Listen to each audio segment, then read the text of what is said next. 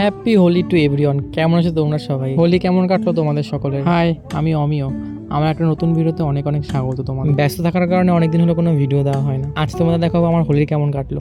সকাল সকাল রেডি হয়ে বেরিয়ে গেছি বাণীপুর বসন্ত উৎসবে। এটা বাণীপুর মেলার মাঠেই হয়, প্রতি বছরই এখানে যায়, কোনো বছর আই থিঙ্ক মিস যায়নি এখনো পর্যন্ত।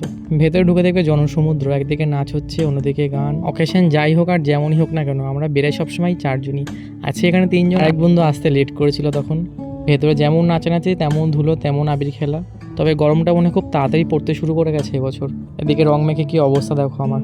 ওই যে পেছনে 4 নম্বর বন্ধু।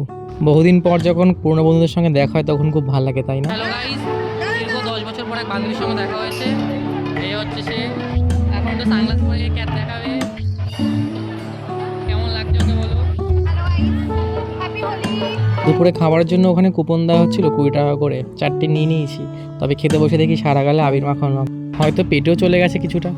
যাই হোক, বেশ ভালোই খাইয়েছিল। আজকের মতো ভিডিওটা এইটুকু, দেখা হবে পরে ভিডিওতে।